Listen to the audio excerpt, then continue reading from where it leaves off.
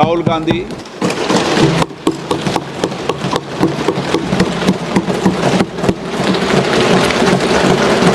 Thank you. Thank you, Speaker Sir, for letting me speak on this really important matter.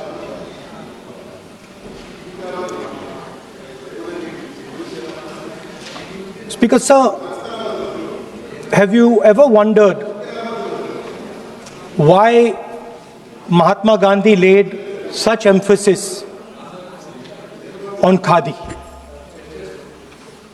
Why was it that he framed the entire Indian freedom struggle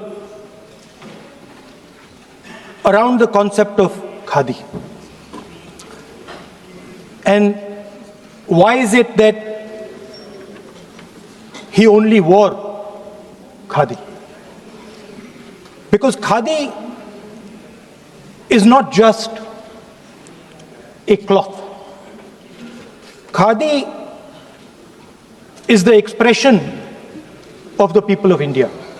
It is the imagination, it is the sentiment, it is the productive force of the people of Aaj Pehnaun Khadi. It is the expression of the people of India. Speaker Sir, whichever state you go to, you will find different fabrics. There's the Himachali cap, Assamese gamcha, Banarsi sari, Kanchipuram sari, Naga jacket, and you will find that all these fabrics represent the people. When the people of Assam give you the gamcha,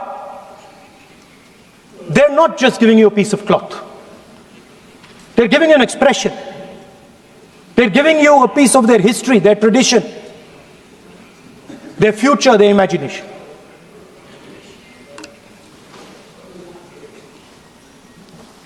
It's the same when the Nagas wear that jacket.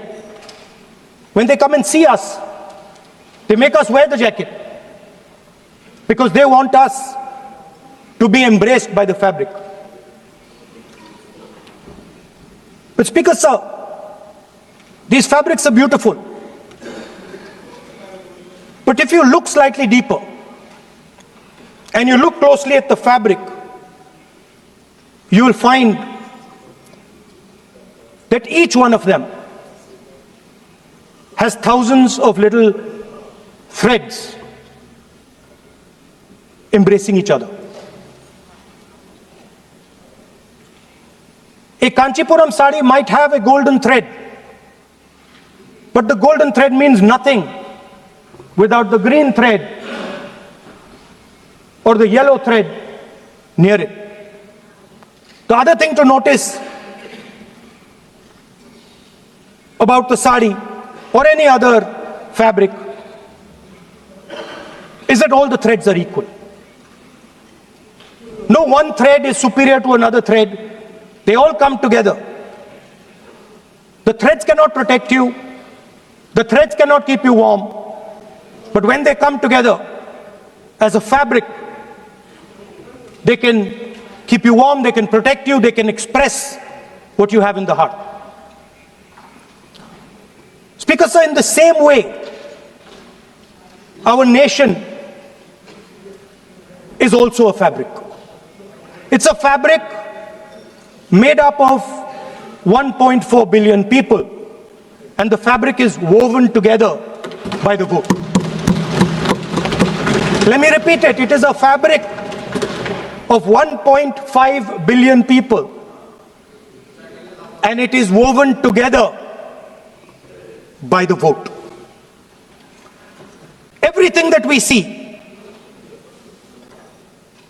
in fact, this house where I'm standing today, the Lok Sabha, Rajya Sabha, Vidhan Sabhas across the country, panchayats across the country, none of them would exist if the vote did not exist.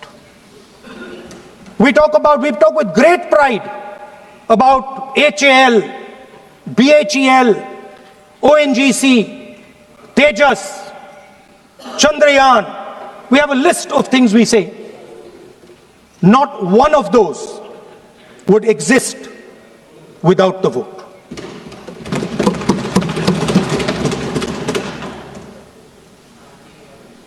Speaker, sir, it is the idea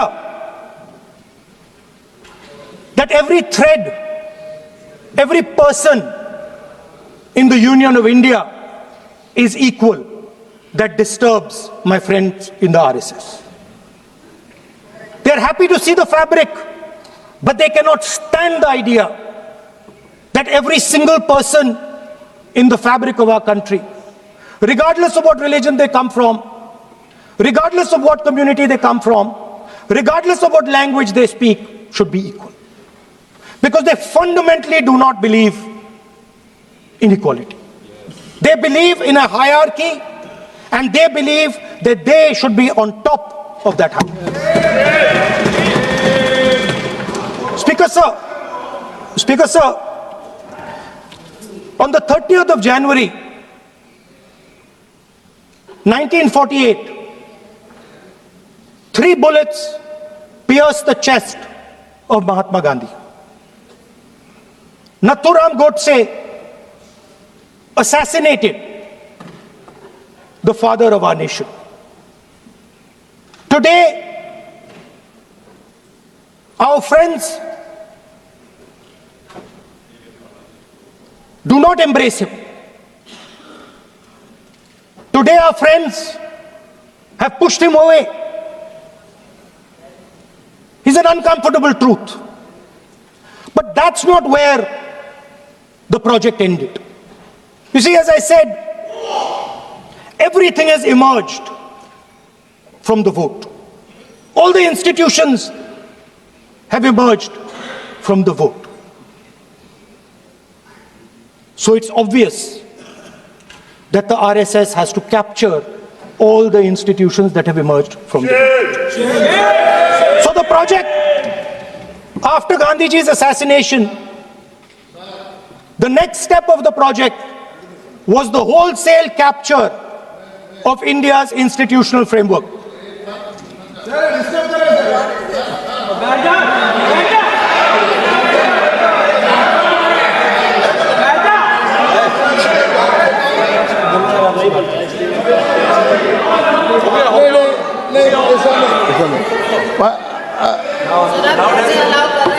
So what is this, sir? Sir अभी नहीं पहना हुआ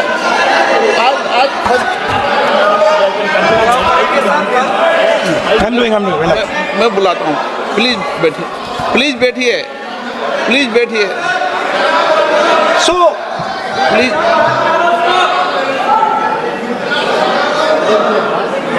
sir, आप बोले पर हाथ मत जोड़े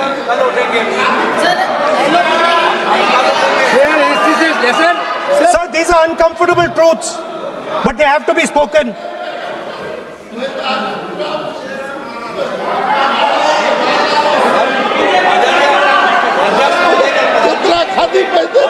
थोड़ा बता दे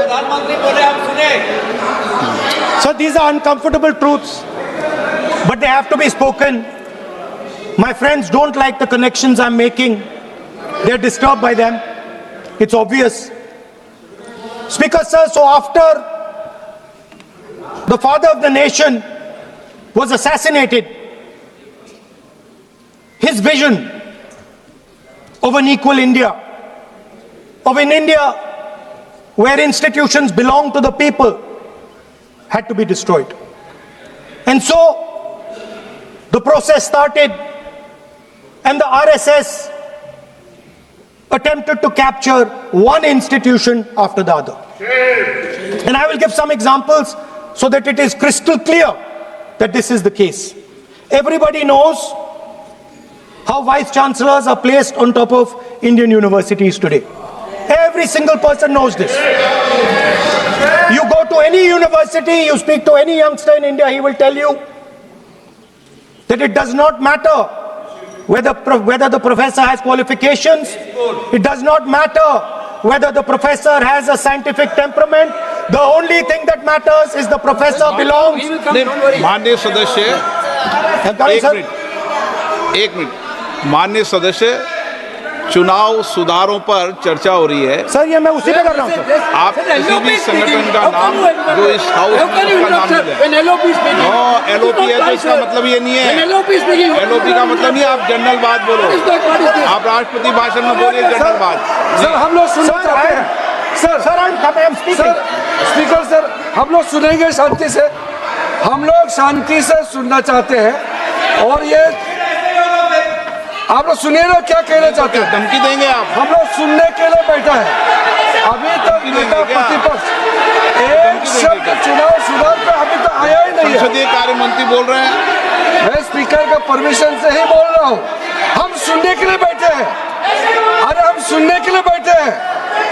नेता प्रतिपक्ष चुनाव सुधार के लिए जो सुझाव देंगे सुनने के लिए तो हम बैठे हैं, लेकिन चुनाव सुधार को नहीं बोलते हुए कहा जो इस सदन से कोई वास्ता नहीं, जो संगठन उसका कहानी किसी और का बोलना ये कोई उचित नहीं है। समय बहुमूल्य है, समय का मर्यादा भी है। सबका सब यहाँ सुनने के लिए बैठे हैं और ये समय बहुत कीमती है, इसलिए हर एक पल अच्छा शब्दों का कोई अच्छा ज्ञान दे, सुझाव दे, सुनने के लिए हम लोग बैठे हैं। मेरा एक सीमित अनुरोध है नेता प्रतिपक्ष से, आप विषय पर ही रहिए। हम लोग सब बैठे हैं, गृह मंत्री जी भी सुनने के लिए बैठे हैं, लेकिन आप विषय पर नहीं बोलेंगे तो जो विषय तय किया गया है उसे क्या मतलब है। अगर चुनाव सुधार पर ही नहीं बोलेंगे तो फिर इतना समय सबका क्यों बर्बाद करना चाहते हैं नेता प्रतिपक्ष। Should I leave? Then you speak, Kiranju. Should I leave? You speak then. You speak. What is it? You are parliamentary affairs minister. You are a parliamentary affairs minister. You are disturbing the lobby. How can it be? You are a parliamentary affairs minister. You are disturbing. Subject में नहीं आपके lobby. आपका lobby subject में नहीं है. ये विषय कर रहे हैं. The discussion that one second. The discussion is about the vote and electoral. The discussion is about the vote. एक मिनट सर मुझे बोलने नहीं दीजिए।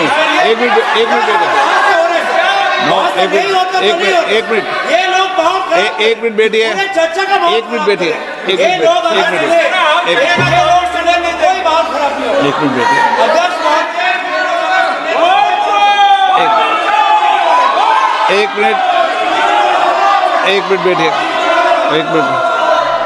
माननीय सदस्य में बैठे बैठे अनऑफिशियली बोल रहे हैं, उस विषय बोल रहे हैं। सदन की गरिमा को बनाए रखें, आसन को चुनौती देने का प्रयास मत करिए, ये ठीक नहीं है। Speaker sir, I want to make it very clear. Please. Speaker sir, I want to make it very clear. The discussion is about votes. The discussion is about the stealing of votes. The discussion is about the SIR, and I am framing my discussion about votes. Yes. And what is happening here is patently unfair. I am not being allowed to speak. I am being disturbed, and I put my protest here. I have done absolutely nothing wrong. I am talking about the subject. In order to capture the vote, you have to capture institutions. I am saying that institutions of India are captured, and I will come to the point, which is Election Commission is captured. So, the project of the RSS was to capture the institutional framework of the country, and I said how the education system has been captured. Vice Chancellor after Vice Chancellor after Vice Chancellor is placed not on merit, not on capability, not on scientific temper, but on the fact that he belongs to a particular organization. Second capture which helps in destroying democracy. The capture of the intelligence agencies. We have the Home Minister sitting here. The capture of the CBI, of the ED, of the Income Tax Department. And the systematic placement of bureaucrats who favor their ideology and attack the opposition and anybody who chooses to oppose the RSS. That is the second institutional capture. And the third there are many more. I can go on. And the third institutional capture. What is this?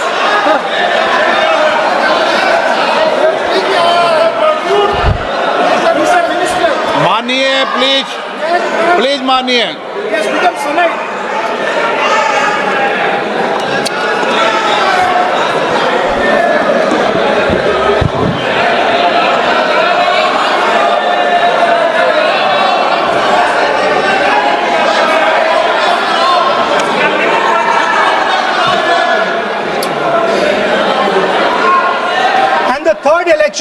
The third capture of the institution that directly controls the election system of our country, the Election Commission.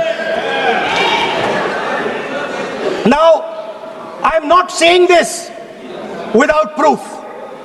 I have put forth adequate proof about how the Election Commission is colluding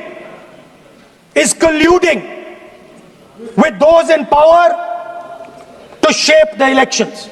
But I want to ask three questions first, which will make it very clear that the BJP is directing and using the Election Commission to damage India's democracy. The first question, why is it that the CJI was removed from the selection panel of the Election Commissioner? What motivation could there be to remove the CJI? Do we not believe in the CJI? Of course we believe in the CJI. Why is he not in that room? I sit in that room. It is so-called a democratic decision. On one side, Prime Minister Narendra Modi and Mr. Amit Shah. On the other side, the leader of the opposition. I have no voice in that room. What they decide is what happens. So the first question, why is the Prime Minister and Amit Shah so keen on choosing exactly who the Election Commissioner is going to be? Second question, and even more devastating question, no Prime Minister has done this in the history of India. In December 2023, this government changed the law. They changed the law to make sure that no election commissioner could be punished for any action they take while they are election commissioner. Yes. Immunity. Why would the Prime Minister and Home Minister give this gift of immunity to the election commissioner? Why would they need to give this tremendous gift that no Prime Minister has given ever before to the election commissioner? Yes. Mr. Shah is looking into the ceiling. Maybe he will answer this question when he speaks. And finally, why was the law with regards to CCTVs and the data that they contain changed? Why was a law put in place that allows the Election Commission to destroy CCTV footage 45 days after the election? What is the need? The answer given is it is a question of data. It is not a question of data. It is a question of stealing the election. Now, what is the result of this institutional capture? What is the result of controlling the Chief Election Commissioner and the Election Commission? First of all, we have a set of election campaigns that are tailored for the Prime Minister. 3-month, 4-month, 5-month long campaigns are taking place so that the Prime Minister's schedule can be fitted in to the program. Second, we have a Brazilian woman who appears 22 times on the voter list of Haryana. Please. No. 22 times this lady appears. एक minute Pandey sir, एक minute please, एक minute. आप नेता प्रतिपक्ष है, मैं इस तरीके से सदन की कार्रवाई नहीं चलने दूंगा। ये सदन है, सदन की गरिमा को बनाए रखें। आप सदन की गरिमा से बोलेंगे तो ठीक, नहीं जैसे सदन नहीं चलेगा। नो, गलत तरीका है आपका, नहीं होगा। आप ले रहिए, आप ले रहिए। नहीं, माननीय प्रतिपक्ष के नेता, आप पहले अपने सदस्यों को समझाइए। नहीं चलेगा, नहीं, ठीक नहीं है। नो, नहीं, बिल्कुल नहीं चलेगा। अगर आप सर माननीय प्रतिपक्ष के नेता, आप Speaker, अपने sir. सदस्यों को गरिमा समझाइए। सर, बट ये तरीका, Sir. ये तरीका आप इतने सालों Yes, तक यहाँ पर sir, रहे, ये तरीका उचित है क्या? सर, विरोध का तरीका होता है, लेकिन ये उचित तरीका नहीं है। तरीका इधर भी हो, नो, उधर का तरीका क्या है सर? नो, Sir, सबका तरीका उधर Speaker, से होगा, sir. उधर से भी बोलेंगे, इधर से बोलेंगे, सब जगह से बोलेंगे। Speaker sir, I don't agree with the showing of photographs here, but it is a reflection of our democratic structure. This is what is happening in our democracy, that you're not allowing us to show. This Brazilian woman has appeared 22 times on the voter list in Haryana. And not only that, there is one woman whose name has appeared 200 times, more than 200 times in one booth in Haryana. And it is very clear, and I have proven without doubt, that the election of Haryana was stolen and the theft was ensured by the Election Commission of India. I've said it again and again and again. Now, nowhere has the Election Commission answered my questions. The Election Commission has not told me why this lady's picture has appeared on the polling list. They have not told me why lakhs and lakhs of duplicate voters are existing.